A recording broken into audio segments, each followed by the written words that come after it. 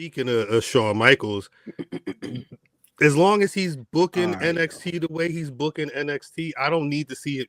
Stop it, Rock. I don't need to look see. right behind him. Look right behind him. Y'all is crazy. Y'all is actually crazy. You're gonna need Shawn Michaels to stay his ass down there in whatever new PC to get there, or whatever LFG, whatever NXT, because I can't front like NXT isn't my favorite show of the week. Yeah, it is. That's just the reality. And yes, it's not main roster, but it's just a more entertaining product to me. But I do also understand Fam's point now that some people just need to stay in NXT. And Gargano and Ciampa are one of them. I think Carmelo may be an NXT lifer. Oh man. I was so happy to see Trick Melo Gang win that match. I love what they're doing with Trick right now, but every couple months I feel like I may just go back to that last year's class of NXT that went up to the main roster, and it feels like it didn't hit the way a lot of us thought. And some of it's injury, but some of it's Lyra Valkyria. Some of it's Carmelo Hayes, kind of being dope on SmackDown, but not being able to get any further than a certain situation. So when you're able to go on an NXT Homecoming show and see them do the shit you want to see them do all the time, it would be ill if WWE was like, you know what, we can have some lifers, or we can at least have some people that are down here 6 months, 8 months, help them build up some of these folks to get to that next level. It just makes sense. And treat it like a third brand.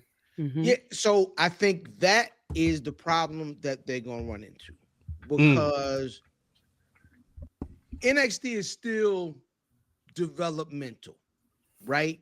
So when you make it a third brand, when you have things like a War Games, Survivor Series, they're going to come off as the lesser brand, and you never want to put out something that you own as the lessers. Now, but it is a brand. It is the third brand. But if you're putting it here with SmackDown and Raw, which don't even feel like separate brands as much, when you start to compare the two, you will see NXT is still developmental. But if you do something like take NXT and put it up against, I don't know, TNA, right? Which they got that feud, Bremen. If there was any time to do that, now's the time, based off of what Grayson Waller said and how they reacted. We saw them tweets. Them tweets wasn't on accident. They wanted all to make them sure came you out, saw them on the screen on their show and how people were feeling, and they were tweeting. And I think it's good. It's smart. And even Tommy Dreamer, and I don't know if they were working or not. I always assume it's a work though. But like niggas ain't know. You know what I'm saying? Like the nigga that run TNA text Tommy Dreamer like, yo, that we knew about this. And when is that what happened? That's what was said. Right. You know what I'm saying? That's what Tommy Dreamer said on the show this week. So then the concept is, yes, then that beef is, that looks good. That's cool. But so if you remain at that point, and if the problem is when you send people back and forth, you have to make it feel like it's not a demotion, right? And I think and I think they do that well. I think if you give people like a legit storyline type reason for going down, not just I don't have nothing to do with them. Right. You keep that show. Like there's clear tiers, right? It's Raw and SmackDown, right? And then it's NXT. Eventually, it's gonna be TNA as well. That's just how it feels, right? Yeah. But it still feels like this. And then of course you got like Evolution of that, or I mean, what's the Evolve? You got Evolve. It's like you develop a hierarchy, and that's cool. But at the same time, you never want to crush the value of lesser brands by putting it next to bigger things. So I think you can do all the stuff that they're doing. You just have to have it make sense, and don't play your people out. I think NXT has been lucky enough to not look lesser next to the main rosters. Honestly, it's the number one show weekly. Whether the numbers show it or not, the sentiment is there. Yes. And I don't think it's a bad thing anymore, or I think the main roster, people that sit on the main roster don't have anything to do. I almost think that they're glad to go down there because they know that they're going to get their rep in. Like, Right, the only right. thing that I didn't really understand is what happened with Corbin. Like, he did very well down there. He didn't do terrible on the main roster. I just think that I personally think that once Vince left, like, everything just went a little weird. Yeah. I think there was definitely a phase shift there. I also wonder too, especially with Corbin. I don't know offhand how long he'd been around, but I wonder how much his contract was because it seems like a lot of those. Well, he talked about that. He Yeah. talked about that on whatever podcast he was in, on how they kind of like, they don't just cut your contract. They just don't. They start ghost using you less and all that stuff. Yeah, Right. yeah. So I kind of feel like the NXT folks, like, they're really blessed right now to Mhm. not, to almost feel like they are part of that main roster without being on the main. Because I almost feel like some people don't even want to go to the main roster. I didn't want Melo to go to the main roster because I had a feeling something like this was going to happen. Mm-hmm. Yeah, I think overall, for some people, I think it comes down to the individual and the talent as far as how you feel on the main roster and how you feel on NXT. Like, no shade for Gargano and Ciampa. It feels like a demotion. It feels like we tried it, but this is where y'all belong at. This is y'all ceiling. Mm-hmm. For somebody like a Chelsea Green, the type of character that it is, it was like, let me go and help these people. It felt like she was helping when she showed up with Ethan Page. Now, I'm going to say this again. I think Ethan Page, they don't have a spot for him yet, but Ethan Page is giving main roster work. Yeah, he should be. I don't know how long he's going to last, though. That's the thing. He would be a forever mid Carter. I don't know if they see him as a world title guy, but he could be. I don't want to say like the Miz, he's a world title guy, but LA Knight.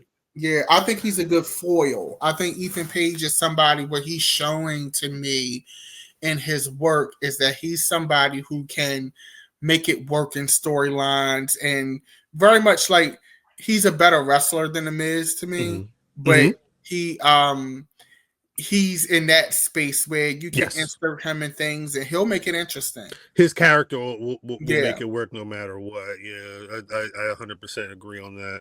But yeah, and also I think, and I feel like it's something we've said on BRP over the years. I remember Finn Balor going back to NXT, and that was great. I mean, there were a lot of moments. I think they showed some of those moments on Homecoming, and speaking of Finn Balor, I did not like how they integrated him, though. I'll say this: I saw he's not been doing that entrance since before Extreme Rules 2022, because I was there and he was going to go out there and he faked the crowd out, and he's not done it ever again. So it felt weird for him to be full, like one of the biggest bad guys on Judgment Day, get like it was a baby face pop, and he was up there doing this shit. I get it's Homecoming, but that's kind of, and that's where I don't know if there's a full understanding of how that ebb and flow of main roster and NXT goes, because realistically he should be going down there as the bad guy, Judgment Day guy that he is right there, knowing that there's history, knowing that it's a past, but he shouldn't be stepping so far outside of what he is. In my opinion, I don't think he should be stepping out of that. It felt kind of weird, and also just kind of felt weird. There were like Bianca got 2 seconds on camera. She's just sitting in the crowd. Really? She did. Hi. She was sitting by ringside. Montez low-key got more screen time on the NXT Homecoming show than she did. That's what they was wearing them the Cheetah Girl. You didn't get to see her old fit though. They was matching. Now that I think about it, they were super matching. I can't take it. They Montez Ford leopard spots. I need smiley faces in them.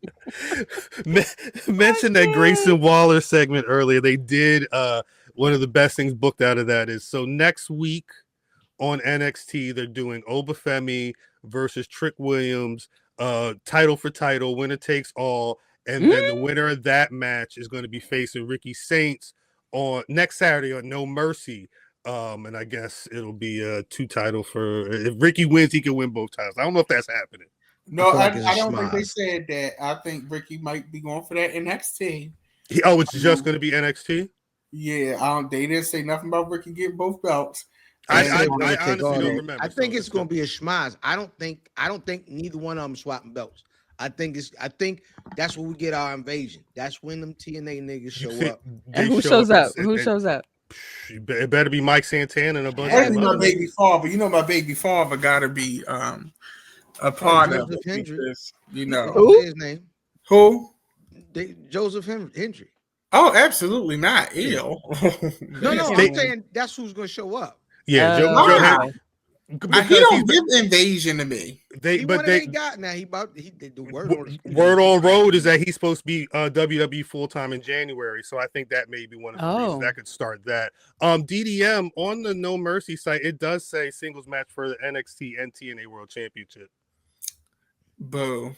I'm sorry. Do not give. They never getting their belt back. I don't. Well, I think that's the thing. I think, but the start of this TNA NXT thing feels like Obafemi. To me, it feels like Obafemi getting both of them titles, and TNA gonna be pissed about that title being over there because they're gonna have to fight for something. They got to get something back. Yeah, but they never getting their belt back.